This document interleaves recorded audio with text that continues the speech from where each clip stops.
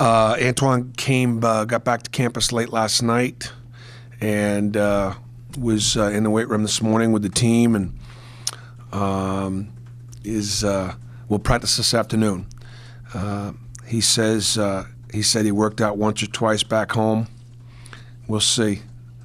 I imagine he's going to drop some fluids this afternoon. So it's great to have him back after a difficult time. It's still a difficult time for him, but I think it says a lot about Antoine and says a lot about our team that he would be able to come back and play in a tournament. No, I'll let him do it. One of the things that throughout this whole process,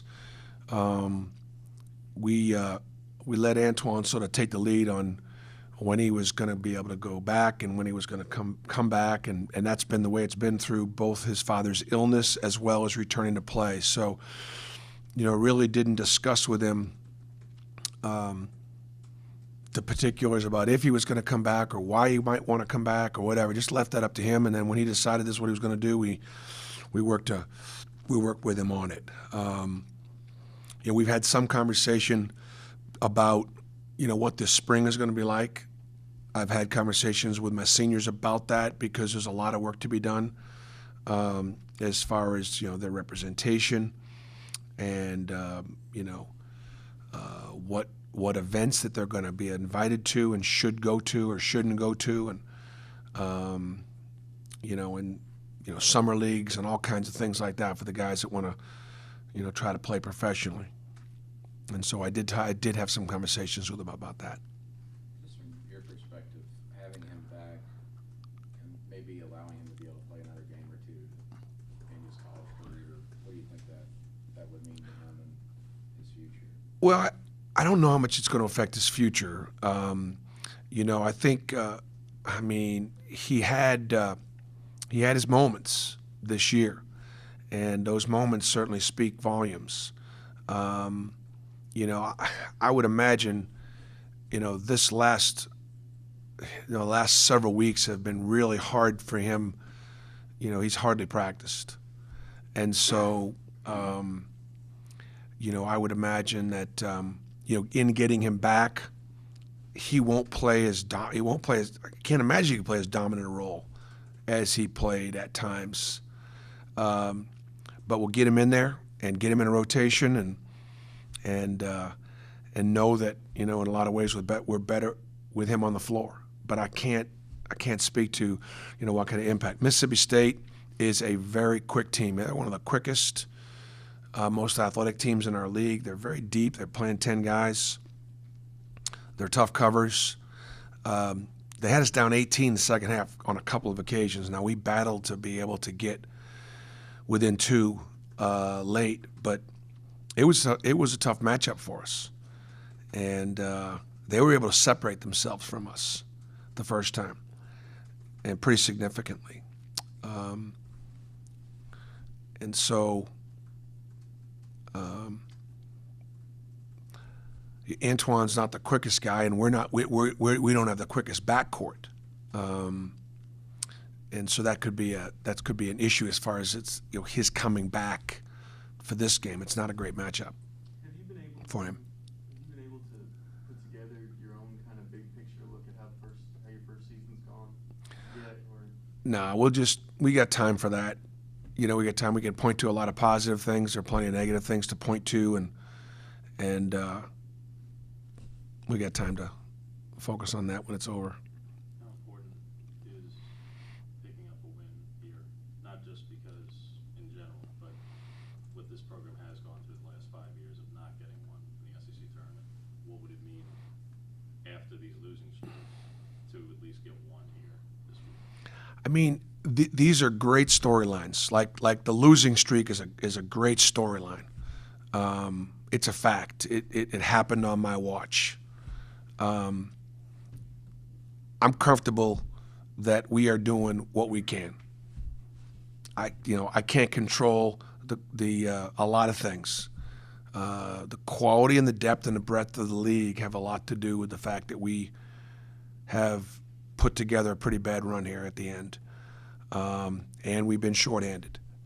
A win in the SEC tournament at any point in our young history would be important.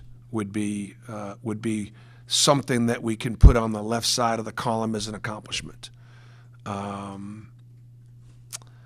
We, again, as it relates to getting it, we got to get back in transition. Mississippi State did a really good job of guarding us, and we're going to have to guard them because they're going to guard us. So my focus is, what can we do to score? What can we do to stop them?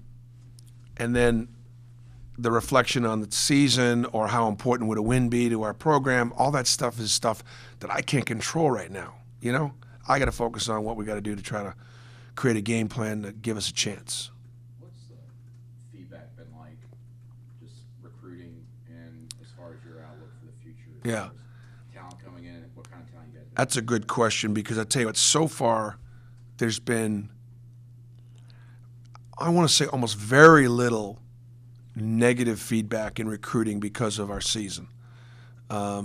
Most of the take has been positive because of the support that we received, because of how hard the kids are playing, people understanding that we've had our challenges. That's been the majority of it. Now, so therefore, I don't think it's been negative. Could it have been a boost? Yeah. I mean, it could have, a better year could have really jumped us up in recruiting. It could have helped us in areas we don't know. But I don't think it's going to be an excuse that we're going to be able, that we can use or should use or we're going to have to use as it relates to recruiting. If things don't work out, the rest of this 2015 class, or if it doesn't work out for us in the 16 class, it won't just be because we didn't have a great year in 15. So, does that make sense? Could have helped us. I don't think it's hurt us much, at least from the feedback I'm getting. If Jordan or Casey or somebody else like that steps up, has like a double-figure scoring game and just plays well, how much does that increase your chances? Well, we said from very early on, we play best when everybody contributes, and so there was a run there where when we were winning games, we had 4 guys in double figures. Was like an interesting mathematical probability that could predict our winning. And we've not had 4 guys in double figures for a while. We've not won for a while.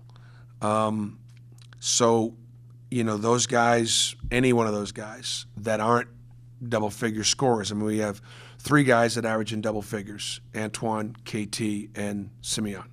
So if 1 or 2 of those other guys put up double figures, it really helps us. A lot of it depends on your particular matchup. I thought that Simeon, we should have gone to him more against Georgia. I thought that he defended really well. I thought he really upped his effort from the standpoint he played a lot of minutes, and he didn't have. He's had periods where fatigue got to him, and defensively, he wasn't where he was supposed to be because he just wasn't totally engaged. I thought he really was engaged in the game defensively, and we should have gone to him more offensively. I thought he played well. Can you pinpoint with him, Bruce, what's going on with the rebounding? As far as I know, obviously he played some bigger teams. He's not a big Right. as far as height, but Right. his average now has dropped below 10, which few players have. But no, Right. like there's no one else that Right. you have that's getting the boards. Right. Why is he I'd say that his effort and energy haven't been took down the stretch what they were early. In other words, I think the length of the season has taken its toll. He trained harder this year than he's probably ever trained in his life, and I think he's just fatigued. He's not as bouncy. Doesn't have the same lift. There are some things that we're going to have to work on in the off season as it relates to his you know, he needs to cut 10, at least 10, and have that cut for a while so he can keep his energy. Sometimes when you lose weight, you lose energy. He's been this size for a while, and so I think that will help him. I just think I think it's been a long year, and I think he just doesn't have the same pop that he has that he had. And then, yeah, probably just the size in the league. It's an interesting. I was asked a question about defensive players, and there are a lot of really good defensive players with size in the league. If you think about, you take the all-defensive team that'll come out tomorrow or the next day. You know, LSU probably have a couple guys on that team because of the way they rebound and defend a little bit. Kentucky will probably have 3 guys, you know, that'll be considered, right? All 6'10" or bigger, right? Arkansas with Portis and Quarles and Damian Jones from Vanderbilt and, you know, Siakam and, I mean, you know, Gavin Ware, Raquez Johnson, Mississippi State. I mean, it's a really good year for bigs. And God bless, I mean, again, where we would be without Sim. So, you know, the kid at Georgia we played, you know, Georgia's big kids. It was a good year for bigs, and they're all pretty good defensively. So I think that probably was a factor in his shooting percentage and in his rebounding totals in the league.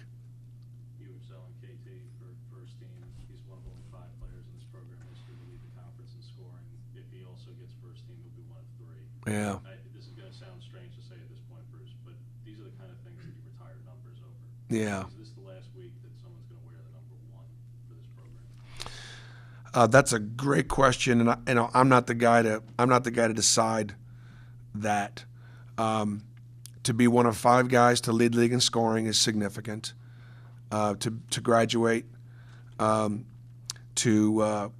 have a chance to be first team all conference and lead the league in scoring, which has only happened 2 other times. Yeah, those are the things that retired jerseys are made of. Winning is also a factor, and you'd hate for KT to be penalized for that, but that's just the reality of all of it. It's all encompassing. So you know certainly his individual numbers and his effort and his role and his work ethic and the kind of student athlete is certainly warrants him for consideration. And whether or not that happens, that's again, those are things that get decided by lots more folks than just me. But I certainly have all season long, and will continue to point out what a special career he's had.